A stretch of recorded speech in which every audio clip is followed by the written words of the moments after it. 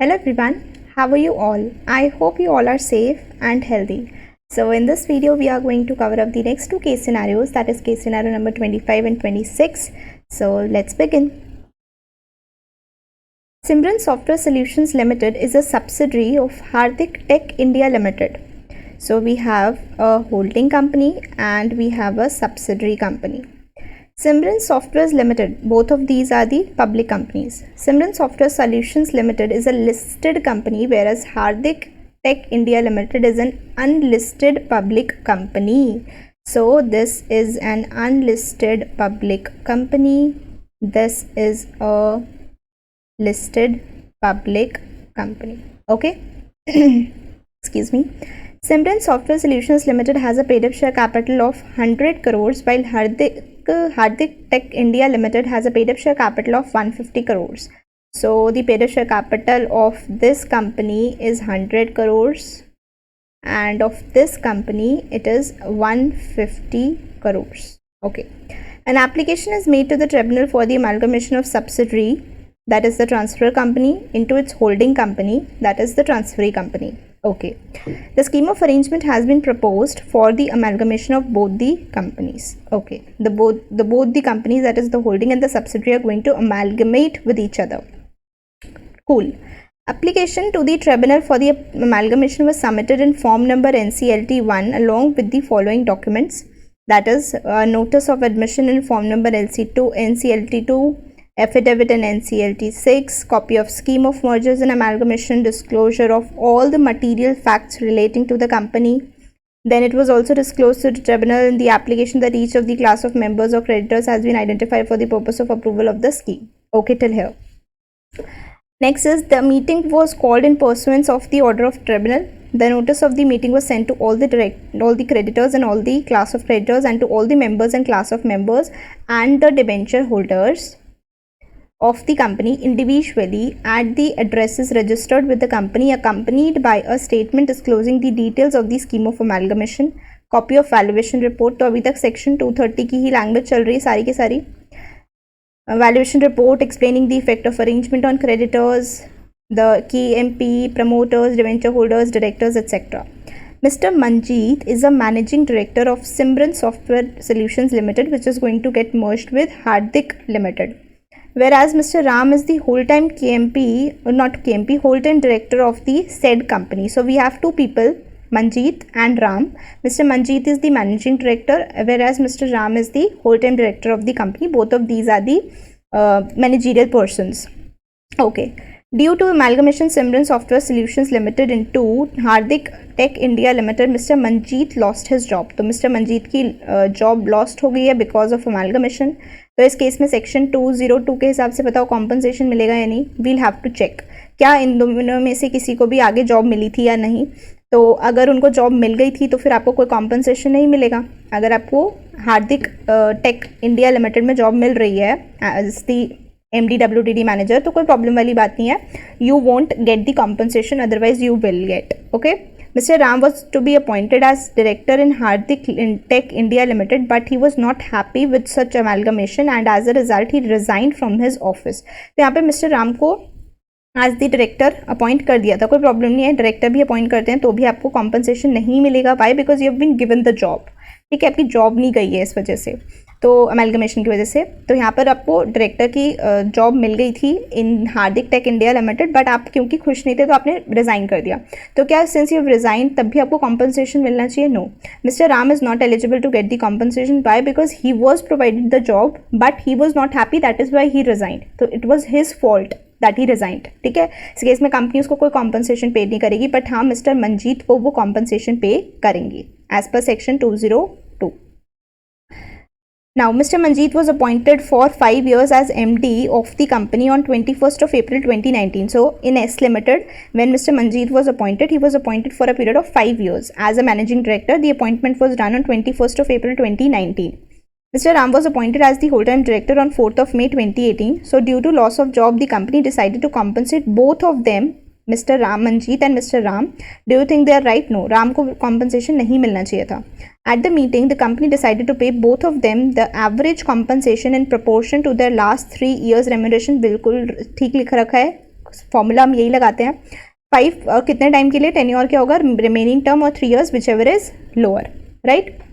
चलो, 5% of the shareholders of Simran Software Solutions Limited decided to opt out of the company. Okay, they were not satisfied with the scheme of amalgamation of Simran Softwares Limited with Hardik Tech India Limited. So according to the value of their shares, the tribunal ordered to pay them according to the predetermined price formula based on the valuation of shares. तो यहाँ पर बिल्कुल कोई दिक्कत वाली बात नहीं है। अगर शेयर होल्डर्स चाहते हैं ट्रांसफर कंपनी के कि हमें ट्रांसफरी कंपनी में शेयर होल्डर नहीं बनना है, we want to opt out, they can do so. Provision है कि आप इसके लिए जो उनकी वैल्यू ऑफ शेयर्स, जो भी शेयर्स वो होल्ड कर रहे हैं उसकी वैल्यू पे की जाएगी बाय द ट्रांसफरी कंपनी, ठीक है। एंड सारे के सारे बेनिफिट्स वगैरह सब कुछ उनको मिलेंगे pre determined formula, price formula के बेसिस पर the valuation is going to be made, ठीक है। सो ऐसा प्रोविजन है आपका चैप्टर के अंदर, तो कोई दिक्कत वाली बात नहीं है। लेकिन आपको ध्यान रखना पड़ता है कि जो अमाउंट ऑफ पेमेंट होगी या जो भी वैल्यूएशन करोगे आप शेयर्स का इस क्लॉज के अंदर, तो वो जो है वो आपकी अमाउंट अगर कोई सेबी ने स्पेसिफाई किया है तो वो उस अमाउंट से, थोड़ा सा ठीक से लिख देते हैं, अमाउंट अगर सेबी ने स्पेसिफाई किया तो वो सेबी के अमाउंट से कम का अमाउंट नहीं हो सकता, उससे ज़्यादा का हो सकता है, उसके बराबर का हो सकता है, but not less than what is decided और specified by the SEBI under the regulations framed by it, ठीक है। This has to be made sure. चलो, यहाँ तक कोई दिक्कत नहीं है।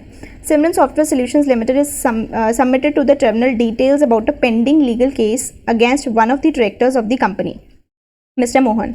तो क्या ये केस कंटिन्यू हुआ? यस। अब ये केस कौन लड़ेगा? हार्दिक टेक इंडिया लिमिटेड इस केस को कंटिन्यू करेगी और इस डायरेक्टर के अगेंस्ट अभी भी कंटिन्यू रहेगा केस। अमेलगमेशन में भी कोई दिक्कत वाली बात नहीं आएगी इसकी वजह से। Company has sued Mr. Mohan and has suspended him from the directorship of the company. Mr. Mohan at present is being prosecuted for an offence under section 447, that is for fraud, and section 452 respectively of the Companies Act 2013.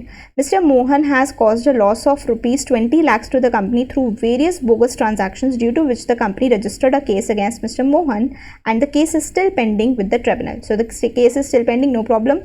Amalgamation merger वगैरह में कोई दिक्कत नहीं आएगी, but the only thing is going to happen is कि आपका जो ये केस है that is going to transfer to the transferee company.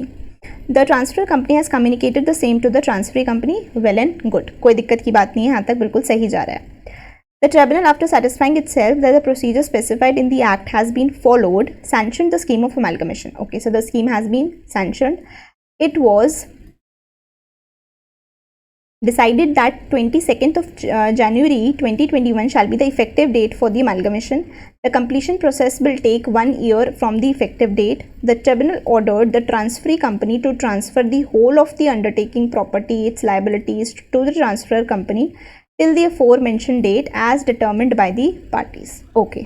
सब कुछ सही है, सेक्शंस के हिसाब से चल रहा है। It was also held by the tribunal that when the transfer company gets dissolved, the fees if any paid by the transfer company on its authorised capital shall be set off against any fees payable by the transferee company.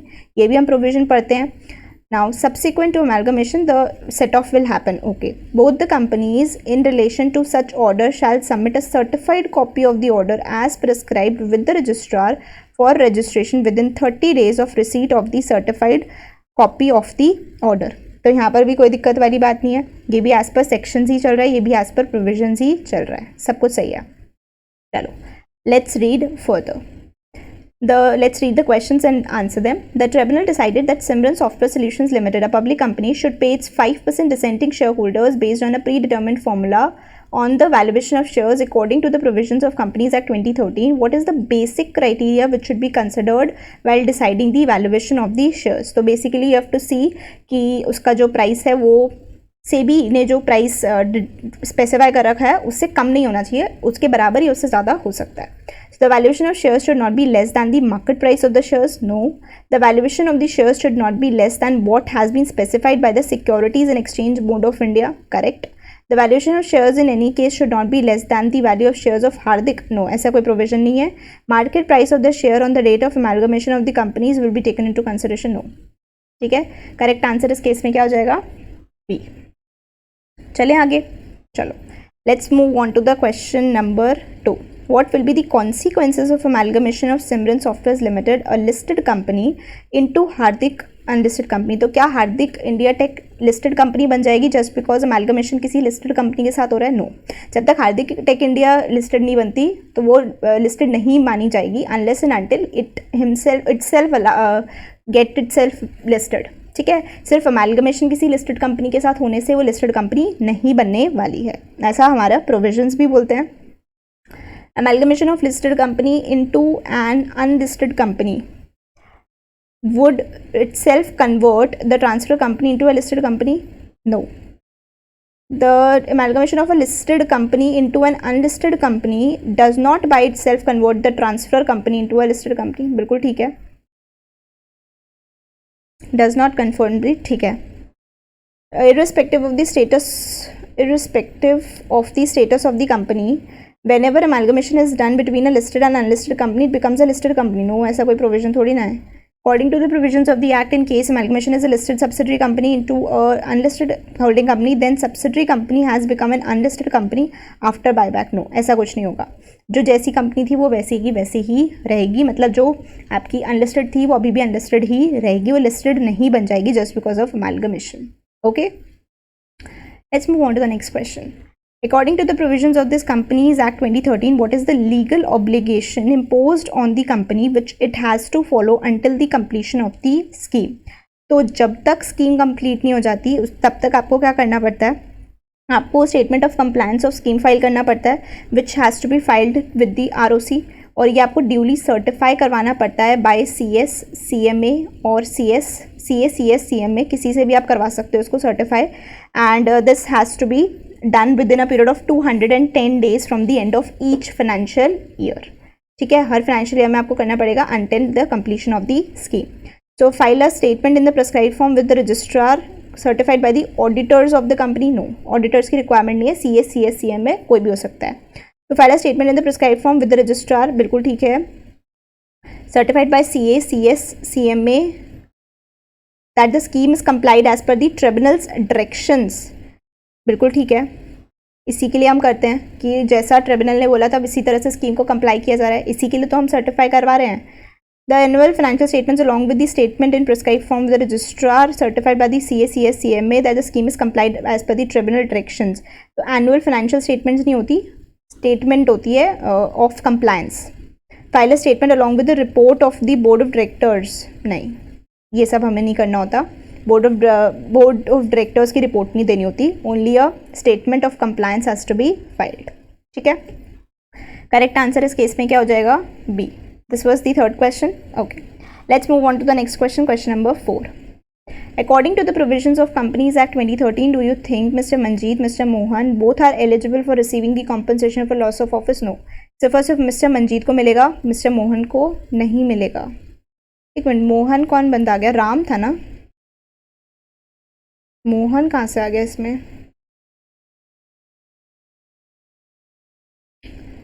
यहाँ पर हमने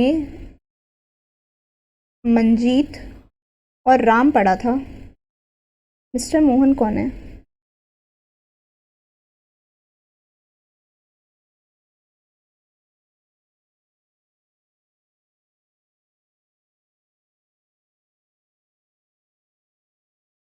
okay, यहाँ पर उन्होंने mister Mohan इसकी बात कर दी जो कि डायरेक्टर था और जिसके ऊपर केस चल रहा है।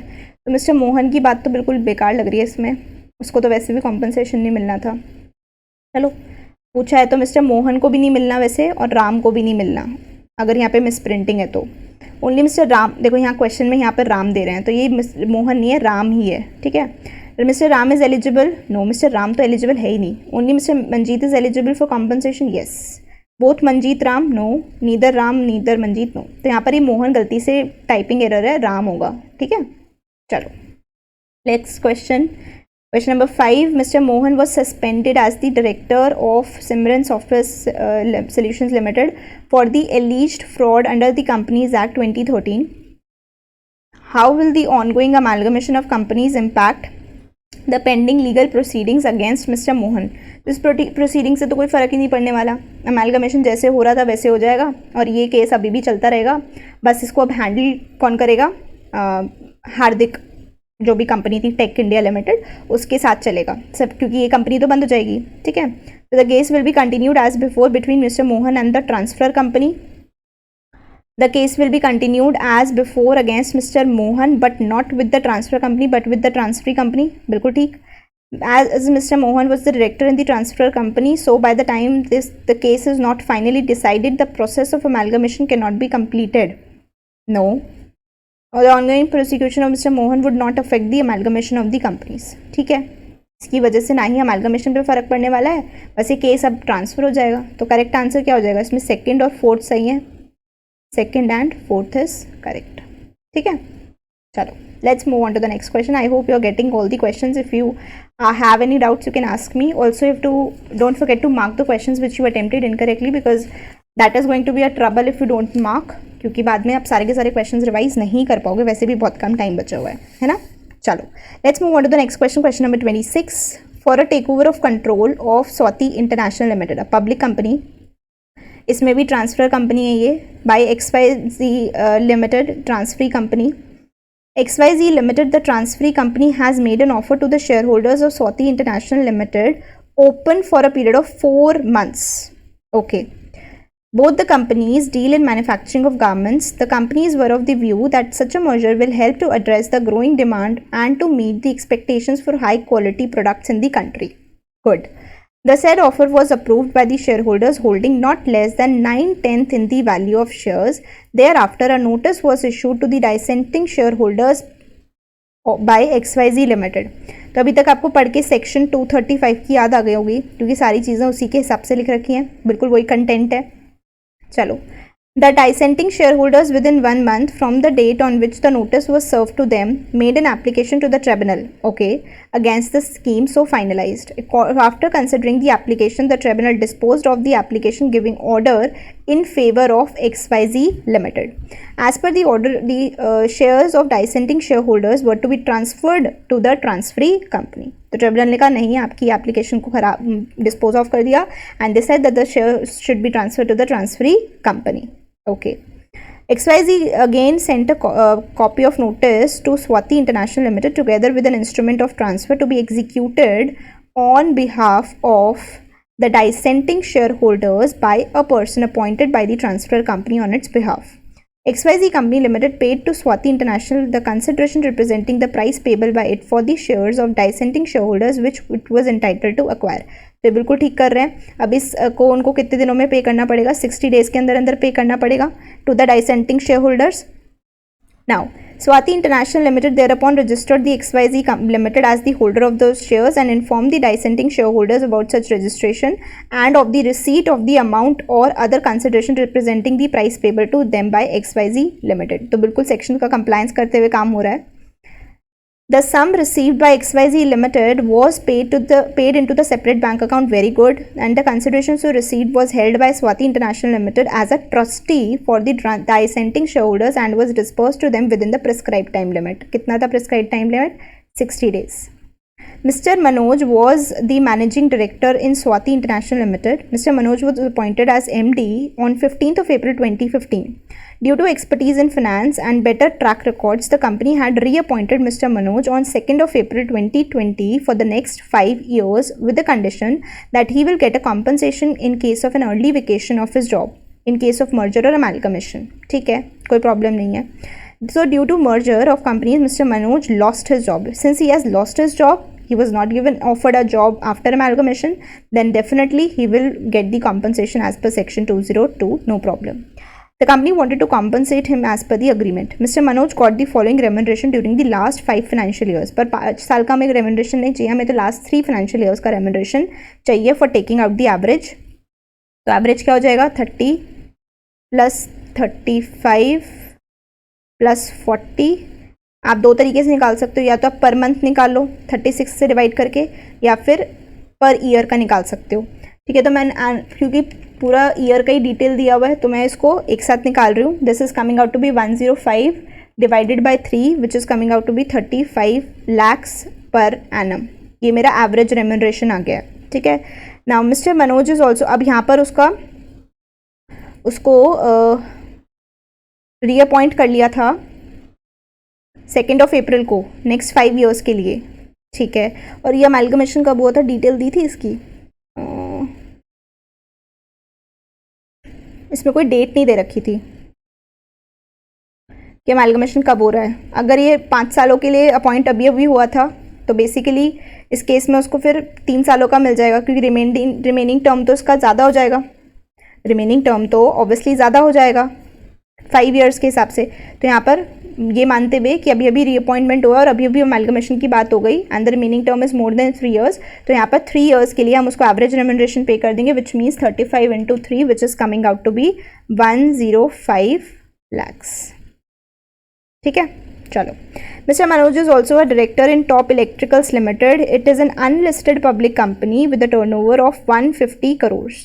So Mr. Manoj एक और जगह डायरेक्टर हैं टॉप इलेक्ट्रिकल्स लिमिटेड में, वो एक अनलिस्टेड पब्लिक कंपनी है जिसकी टर्नओवर 150 करोड़ की है। प्रेजेंट एमडी जो है वो रिटायर होने वाला है within next 2 months। So as of now mister Manoj is no more a managing director in Swati international limited.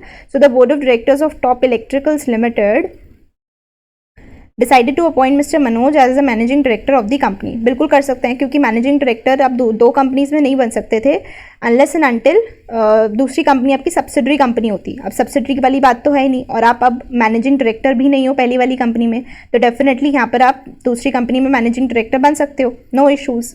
ठीक है, चलो। The terms and conditions as well as the remuneration payable with respect to Mr. Manoj's appointment got approval of the board. Subject to the approval at the general meeting of the company, Mr. Manoj was finally appointed as the managing director of Top Electricals Limited. तो MD का appointment कैसे होता है, पहले board appoint करता है फिर approve करते हैं उसको जनरल मीटिंग में, तो वैसे ही उन्होंने भी किया। Including Mr. Manoj, now the total number of directors in Top Electricals Limited is 14. with 2 independent directors. After some time, the company felt the need and decided to raise the funds. The company raised 10 crores by issuing its equity shares, to public after listing its stock with BSE. Okay, so earlier it was an unlisted company. यहाँ पर हमने ऊपर पढ़ा था कि top electricals limited एक unlisted public company है, turnover 150 crore का है। Now it is becoming a listed company, यहाँ पर लिखा हुआ है। उन्होंने क्या किया, अपने स्टॉक्स को लिस्ट करवा लिया। तो जब वो अनलिस्टेड कंपनी थी तो उसके पास 2 इंडिपेंडेंट डायरेक्टर्स थे। ठीक है, अनलिस्टेड पब्लिक कंपनी के केस में इंडिपेंडेंट डायरेक्टर्स की रिक्वायरमेंट को एक बार रिवाइज करने की कोशिश करते हैं। क्या होता था, अगर सेक्शन 149 की बात करें तो आपके पास पेड अप शेयर कैपिटल है मोर देन 10 करोड़, आपकी more than equal to 10 crore, या फिर बोरोइंग्स है मोर देन 50 करोड़, या फिर आपकी टर्नओवर है more than equal to 100 crore, then in that case you require to have at least 2 independent directors in case of an unlisted public company. यहाँ पर अगर हम देखें उसकी टर्नओवर थी 150 crore which is definitely exceeding the limit of 100 crore, तो definitely it was required to have independent directors in the company and independent directors minimum कितने required थे, 2। तो उन्होंने उसका कंप्लायंस करते हुए 2 इंडिपेंडेंट डायरेक्टर्स को रखा हुआ था। But now since the company is becoming listed company के केस में आपको कितने रखने पड़ते हैं, at least 1/3।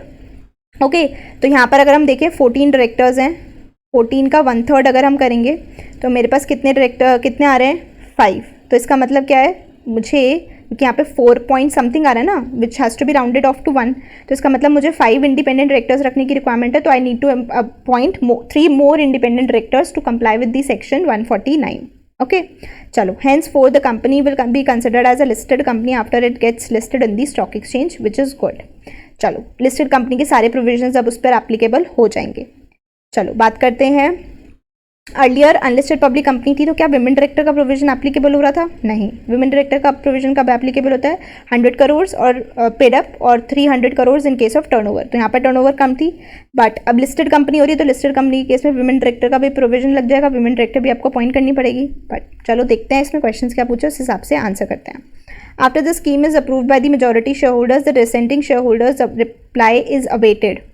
As per the provisions of Companies Act 2013, within how much time the company shall communicate to the dissenting shareholder of its intent to acquire the shares। अब इस case में हम बात करें कि अगर उनको शेयर्स एक्वायर करने हैं, अपना इंटरेस्ट कम्युनिकेट करना है, तो वो कितने टाइम के अंदर अंदर कर सकते हैं। तो यहाँ पर आपको 2 मंथ्स के अंदर अंदर करना पड़ता है। जैसे कि आपके 4 मंथ्स के जैसे आपके 4 मंथ्स एक्सपायर हो जाते हैं, वहाँ से आपके पास 2 मंथ्स का टाइम होता है।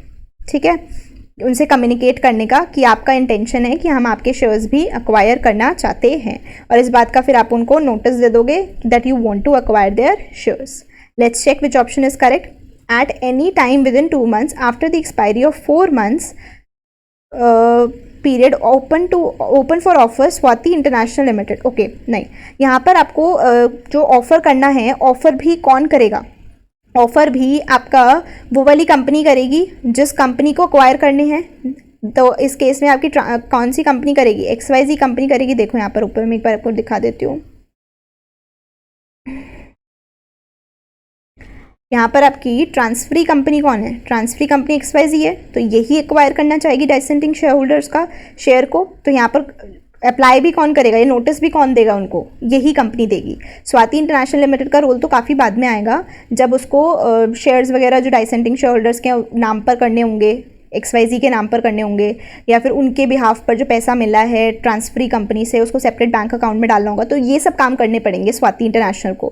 पर नोटिस वगैरह भेजने का, क्योंकि वो ऑफर कर रहा है, इंटेंशन किसका है एक्वायर करने का? XYZ का. तो नोटिस भी कौन देगा? XYZ.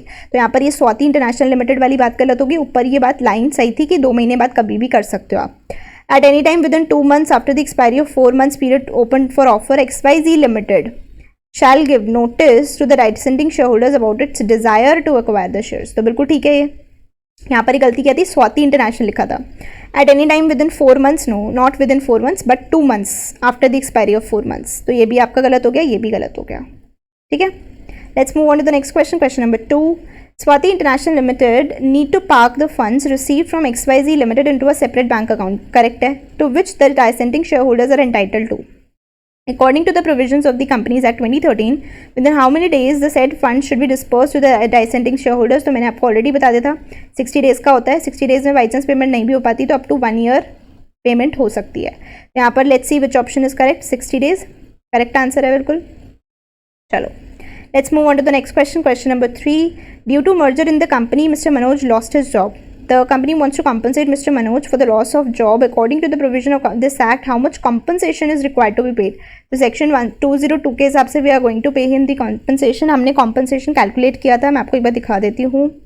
Yes, so this is the compensation that we calculated. 105 lakhs is the amount. So यहाँ पर हम इसको select कर लेते हैं ऑप्शन. सेक्शन के हिसाब से 105 आ रहा है हमारा अमाउंट, तो ये आ गया. ठीक है. चलो आई होप आपको समझ आ रहे हैं. सारी चीज़ें समझ ना आए तो let me know about it. एक बार दोबारा से रिवाइंड करके देख लेना. रिवाइंड करके भी समझ नहीं आता तो आप मुझसे पूछ सकते हो.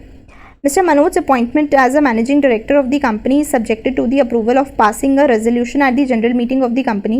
According to the provisions of the act within how many days the return needs to be filed with the registrar in the prescribed form. तो रजिस्ट्रार के साथ आपको रिटर्न कितने दिनों में फाइल करनी पड़ती है? 60 डेज़ के अंदर अंदर.